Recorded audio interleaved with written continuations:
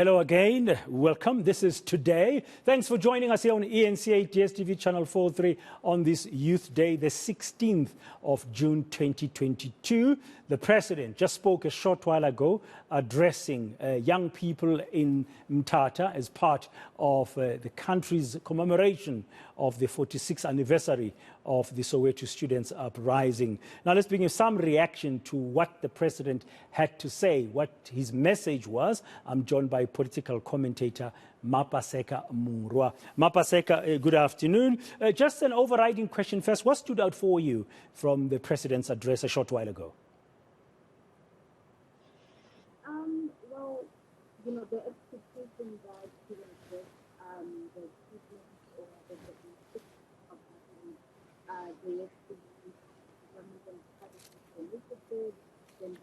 yeah, Mapaseka, sorry, we are not able. Your audio is very low. I don't know what device you are using. We are not able to hear you.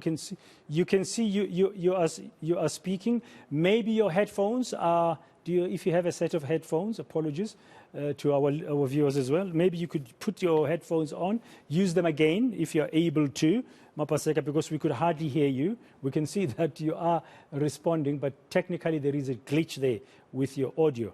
If you have a headset, if you could put it back on, maybe we'll be able to hear you. Can you try now, Mapaseka? Yes, Bradan, can you hear me? Fantastic. I was asking you your overriding reaction first. What stood out for you in the President's youth message a short while ago? Bradan, the expectation that the President would, of course, highlight the initiatives by government, the Yes for Youth, which is a private sector government initiative, the investment drive that the President does on a yearly basis, the teacher assistants who've been employed, and of course, one thing that he didn't mention was, of course, teacher training drone pilots. So I expected those initiatives to be highlighted by the President, and of course, he did. Yeah. Just listening to him, it looks like the numbers, so to speak, in the various initiatives, the YES and what NYDA is doing, the school assistance, teaching school assistance program and others, looks like the numbers are moving in the right direction. But the problem is much bigger. It is, Bradan. It is quite huge. And I think this is the issue, is that the initiatives are there and we are seeing them. But there is no correlation between the initiatives and an actual dent in the unemployment rate, particularly as it pertains to young people. So while initiatives are great and it shows that people are thinking, I think what's missing on the table is structural reform. And what I mean by that is institutions, and it's the way that government works. So we know that, beneficiation has been something that has been a conversation, but implementation has lacked.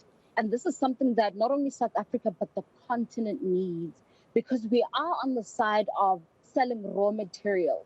And we've realized that, with the example of Ghana and Ivory Coast, that they are the largest producers of cocoa, but they don't get much from the actual, chocolate production as it is.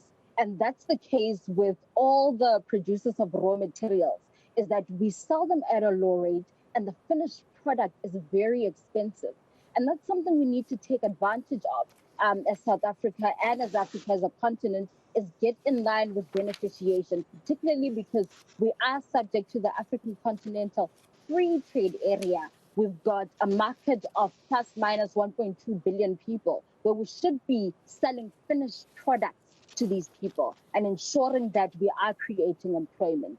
So initiatives are great, but structural reform is necessary to actually make a dent in the unemployment rate.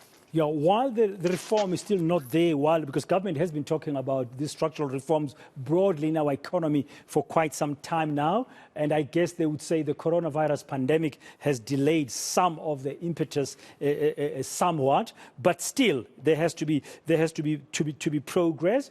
The sense I got as well was that the president is appealing to young people of today to embrace a whole spectrum of activity, not just think of education and skills, but if you do, think of entrepreneurship as well, in terms of your academic studies, but also in terms of business, but also partnerships and collaboration.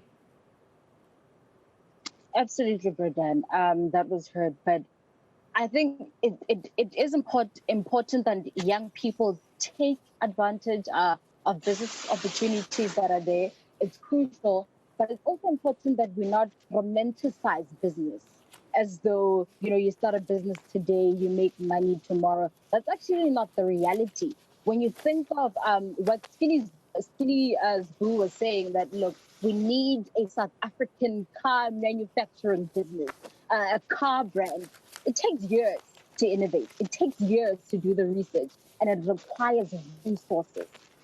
So while young people must absolutely do what they can, start with what they have to create businesses, it's also important to speak to the reality that businesses do take years to thrive. They do take years to make a profit. So that government support is crucial for these businesses. Another thing is that, government can't absolve themselves from their responsibility in job creation.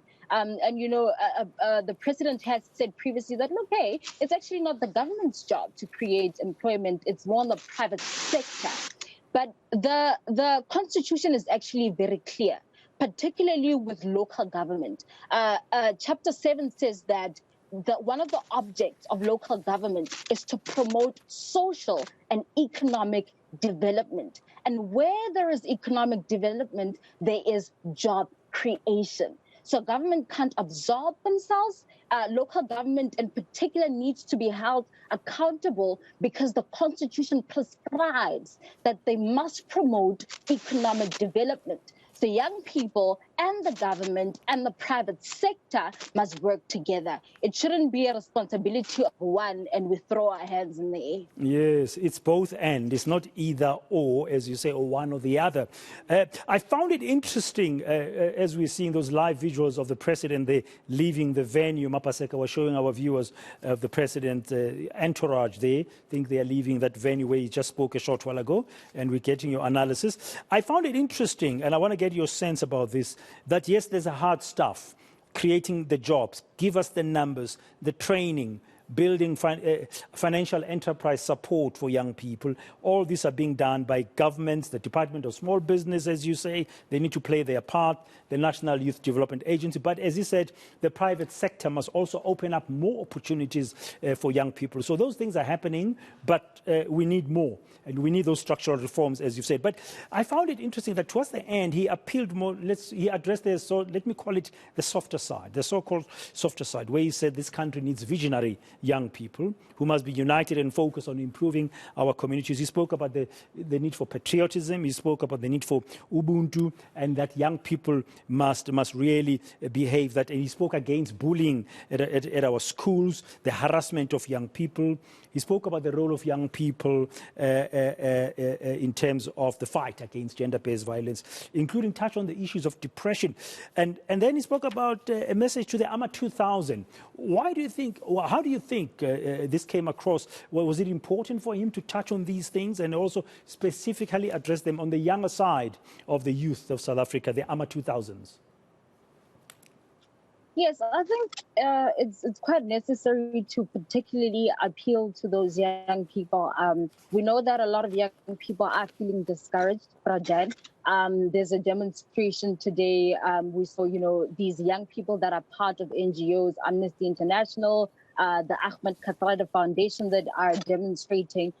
We also saw the youth of 2016, 2017 with Fees Must Fall. So young people are really getting into the issues, not because they would like to, but because it's their reality. These things affect them. These are, their daily lives that they're dealing with. And so it's very important that the president appeal to those individuals.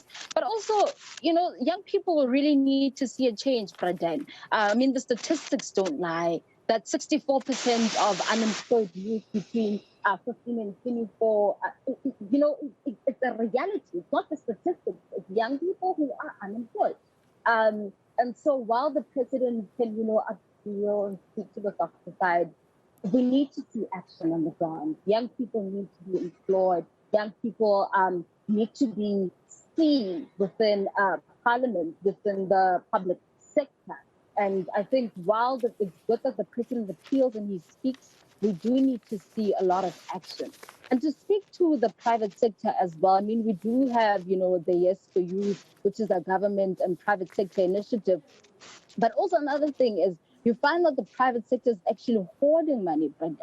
That money should be used to invest in human capital, invest it back into employment above and beyond CSI. That money should be used to expand those businesses and to create more employment in the country. Thank you very much, Mapaseka Mura. Some insights there and analysis of what the president had to say, delivered today on this Youth Day, just a short while ago there in Mthatha. She's, of course, an independent political analyst. Now, the DA